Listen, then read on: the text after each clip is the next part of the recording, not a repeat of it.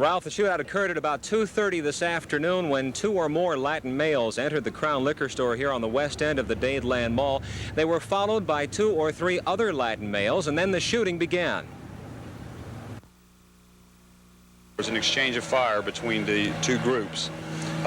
Right now, two people are dead, and there are others injured. Right now, I don't know the exact amount of people. Okay, what would the amount of weaponry in that van indicate to you as far as the nature of this incident is concerned? Well, they were well armed, we can say that, and they came prepared to do battle. Ralph, the two other men who were injured were both store employees. None of the victims has yet been identified. As Sergeant Piper said, both groups apparently were well armed. An automatic weapon was found in the store. A delivery van, reportedly used by the second group, was found abandoned in the north side of the mall with the door open and the motor running. 2 shotguns, 3 machine guns, 5 pistols, and a number of flak vests were inside the van. Police spent more than an hour searching the neighborhood for suspects, but they weren't able to turn anybody up. The suspects are apparently still at large. Police say they don't know what the motive was for the shootings, but they are sure it wasn't robbery. Again, they have not said that it was drug-related, but that is certainly a possibility. They just opened the doors of the liquor store back up. The dead men, the victims, are still inside the liquor store, and the investigation is continuing. We'll have further details on it tonight at 11 o'clock. Bob Lawrence, live at the Dadeland Mall. The shootout occurred at about 2:30 when 2 Latin males entered the Crown Liquor Store at the west end of the Dadeland Mall. While the clerk was making up their order, 2 more Latin men entered the store and began firing.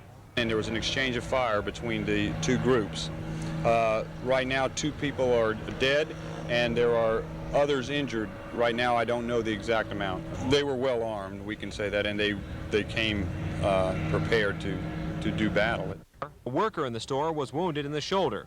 The shooting continued outside, as this eyewitness, who asked not to be identified, explained. I ran over to the corner of the building at the liquor store and saw a man shooting out of the big van towards some cars.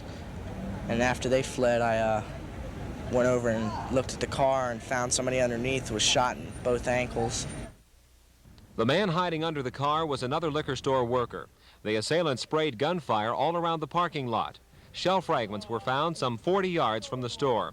The getaway delivery van marked Happy Time Party Supplies was then dumped in the mall's north parking lot. Inside were several rifles, pistols, and shotguns, some ammunition, and flak vests. Officers searched the surrounding neighborhood for more than an hour but turned up no suspects. The bodies of the victims were not removed from the scene until 8 this evening.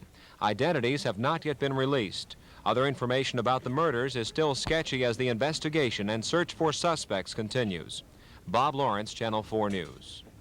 One of 2 men killed during a hail of machine gun fire at Dadeland Mall Wednesday was identified as a major cocaine dealer wanted by federal authorities. The man, 38-year-old Jermaine Pinesso, was named in a 1978 New York indictment by the U.S. Drug Enforcement Administration.